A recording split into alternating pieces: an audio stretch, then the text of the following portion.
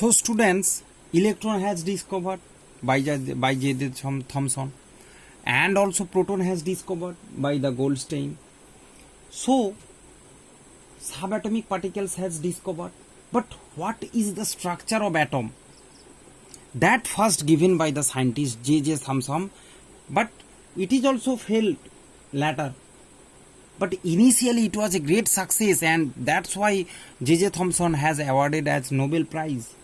That time it was very popular that someone has break the atom, that inside the atom there is some subatomic particle which is proton and electron, but how they possess, how they present together, that has given by the J. Thomson, and it is known as the first atomic model, which is also known as palm pudding model. So this is the first atomic model of subatomic particles, the model which contains subatomic particles. So that time, can you imagine, that time it was a major discovery, you can say, that one scientist is giving the idea that how inside a atom, how the subatomic particles are present. Okay, so what was the model? It was, student, it is very easy. He proposed that atom is a sphere of positive charge. Means everyone there is, here is a blank position means positive. Everyone there is positive charge. Okay, atom is a sphere of positive charge and electron is embedded. Electrons are embedded in it. Okay, it is properly, I can say, it is also known as watermelon model. So students, everyone, you have eaten the watermelon. So if you cut the watermelon, you can see the red part, you can say as the red part as sphere of uniform positive charge. The red part you can say the sphere of uniform positive charge or the sphere of positive charge, and the seed you can consider as electron. So that's why this is the model. This is called palm pudding model. Okay, or inside the cake there is present some resin. Okay, some resin present inside the cake like this. So that's why palm pudding model you can say it. Okay, and by this way atoms is electrically neutral, means all the positive and everywhere the inside there the negative is distributed, and by this way the atom is electrically neutral, and it is the first model. Okay, now students, after this model, after some year, it also failed. How? Now we will talk about that. One by one we are proceeding. Okay, so just watch my lectures very attentively one by one. See students, there was another scientist whose name is Rutherford, great scientist and very rich. Okay, he has some of his colleagues has done, that time they have done a scattering experiment. Okay, that Rutherford, he was the scientist from New Zealand. So throughout the world, everywhere the experiment is running. So as this model has accepted, but there is some review, means you know that student what chemistry you are learning here, throughout the world everywhere the student is learning. Okay, so that time this model is accepted throughout the world, but later when Rutherford is doing an experiment, generally his colleagues has seen, what has seen, just the history I am saying. So students, some scientist, means under Rutherford, doing the experiment, alpha particle scattering experiment in 1911. Alpha, what is alpha particle? Alpha is +2 charge and 4 proton is present. Okay, just like helium. Helium is helium 224, you know its mass number 4, means 4 mass of proton, and charge is +2. So this is the designation of alpha particle. So this is also known as gold foil experiment, means I am showing you the picture here, you can see. There is the gold plate, very thin, and alpha particle beam has scattered on that foil and there is a fluorescent skin behind it. Why fluorescent skin, students? Because you know, if any deflection is there, it will glow on that position. Otherwise, how the scientist will understand? That's why a fluorescent screen background is there. Okay, means after scattering the alpha particle, how the particle is moving after the scattering here.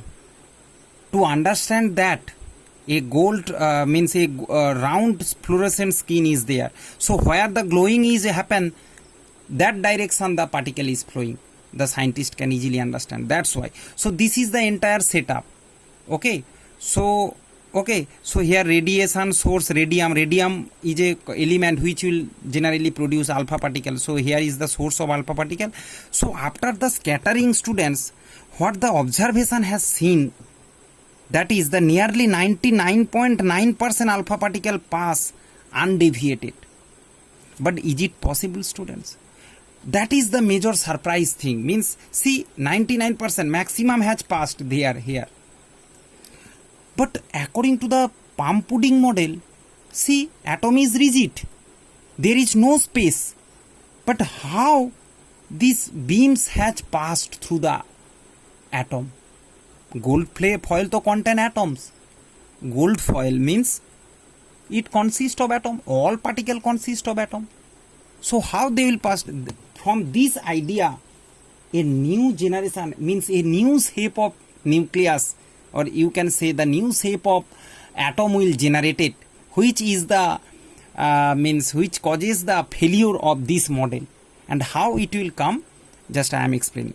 Okay, so nearly what the observations, it is very important. In exam it will come that explain the gold foil experiment. So you have to write like this and you have to draw this picture also. So nearly 99.9% particles has passed undeviated, and some of alpha particle were deflected by small angle. You can see this is the this one and this one. Small angle, this is the angle. It has deflected, and very few, means 1 in 20,000, means if there is 20,000 ray, 1 in 20,000 alpha particle return back here. You can see one return back.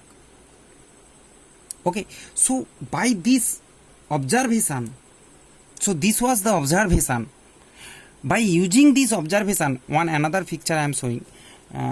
So by using this observation, Rutherford provide another model of atom, which is known as Rutherford's atomic model. Okay, so I will explain the Rutherford atomic model. That is also failure later. Okay, you may be laughing that is also failure. So one by one experiment is there, proof is there, and when the science become improving, there is a small latches will be there. Understand? So that is the thing, that is the interesting of science. Okay, with the decades, the invention discoveries also used to change. So students, so these are the observations. So I am showing you another one picture. You can see the pictures. These are the beam of alpha particles. These are the atoms. Here you can see 4 atoms. See, that is small deflection. You can see there is the nucleus, small deflection. Here it will pass. Most of the alpha particles pass. That is the large deflection. Large deflection means this one. Here. Large deflection. Here see turn back. One turn back. Here it is the nucleus. So why it is the nucleus? It is given by the Rutherford. I am just explaining Rutherford atomic model. So Rutherford first give the idea of nucleus. Okay. So who has discovered the nucleus? You will just write the name of Rutherford. Okay. Before that there was no nucleus.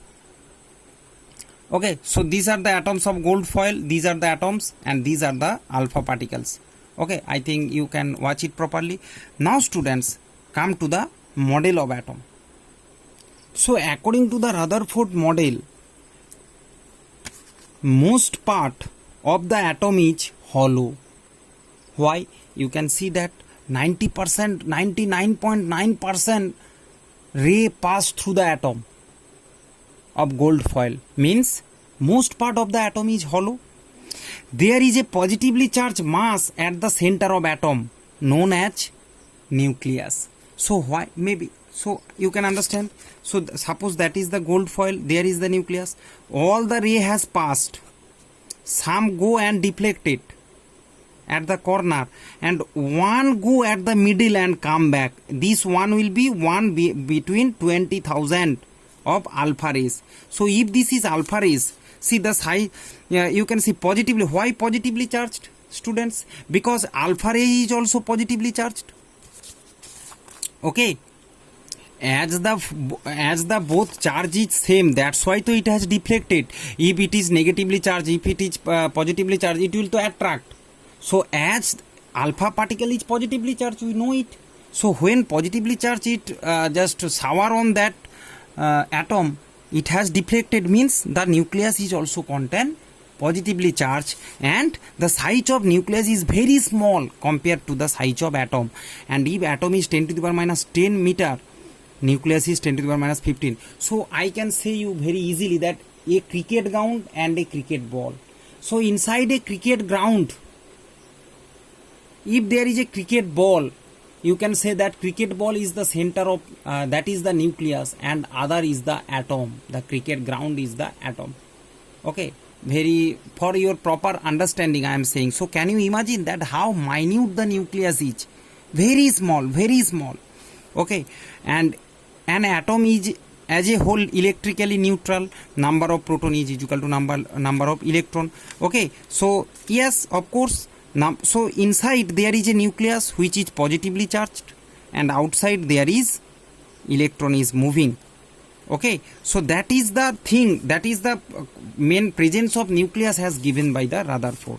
Okay, and as a whole electron, the atom is neutral. If there is one positive, there is one electron outside. Okay, that's why the atom is stable. Otherwise, how it has to be neutral.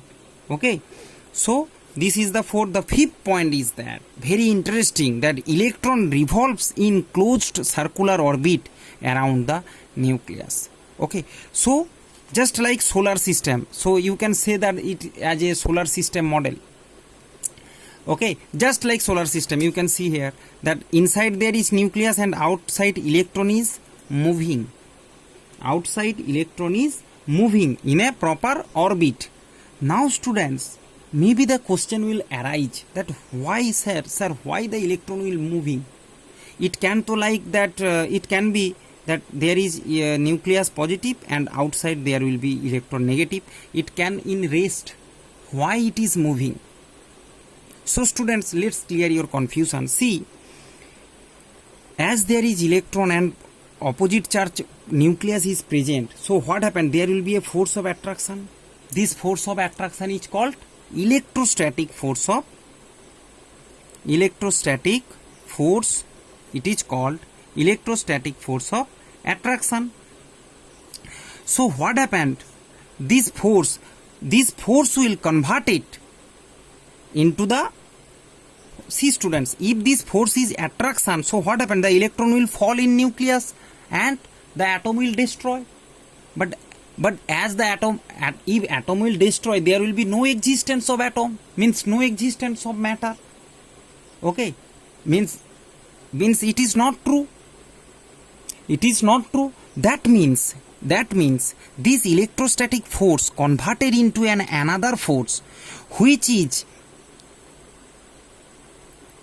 force electron in a circular motion around the nucleus, just like solar system.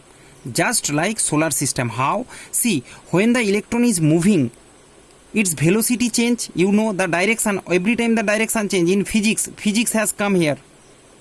According to the physics law, I have explained speed and velocity. When the direction change, see here the direction it should be straight, but it rounded. So here every time the direction change means velocity change. So as the velocity change means there will be acceleration. You know that acceleration is equal to change in velocity by time. So with time the change in velocity means acceleration is there. So this acceleration will create force. There will be acceleration if there is force. Okay, without force there is no acceleration. So this force is called centripetal force.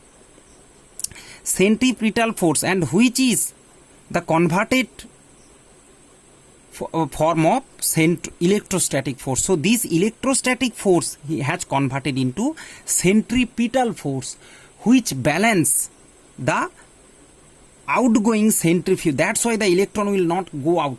Sometime the question will come that why electron moving towards the moving around the nucleus, it will not go out, because the centripetal force, that moving force, centripetal force is balanced the centrifugal force. Outward force is called centrifugal force, balance the centrifugal force. That's why it will maintain a proper line, a proper orbit.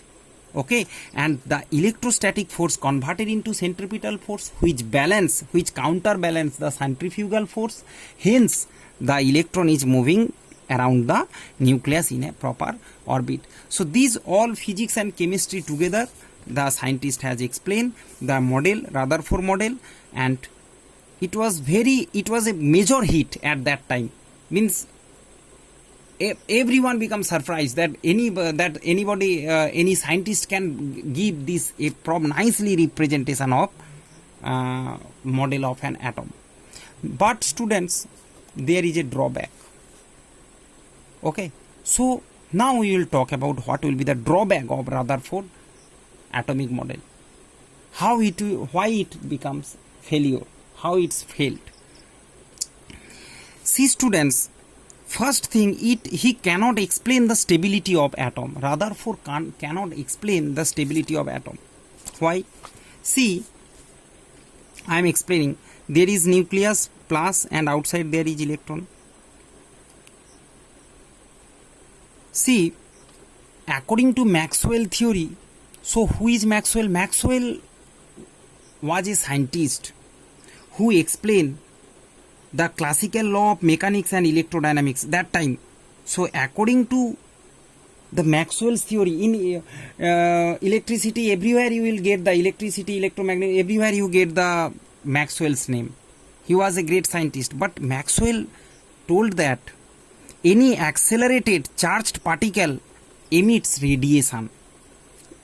Okay, emits radiation means energy. So emits energy means loss energy.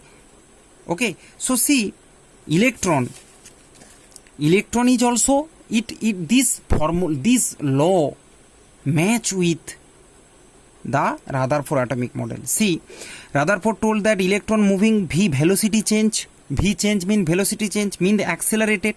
If accelerated, acceleration means electron is a charged particle, it will moving around the nucleus, means it will emit radiation and lose energy.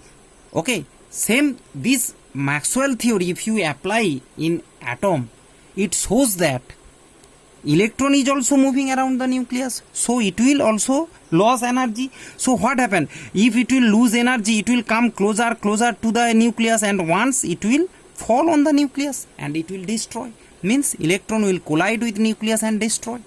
But actually, is that happen? Is that happen actually? No.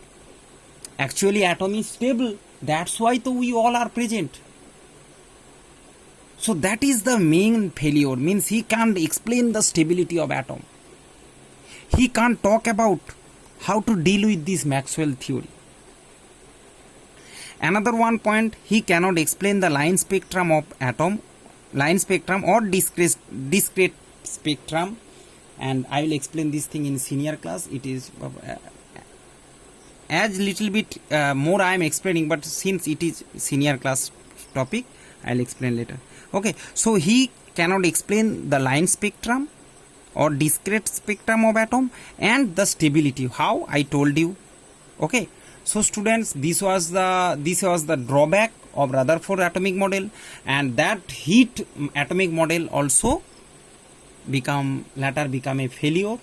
And later another one scientist who challenged Einstein, Niels Bohr, he has given a proper atomic model, successful atomic model, which is known as Bohr atomic model. Next lecture will be based on the Bohr atomic model. So be with me. Thank you very much.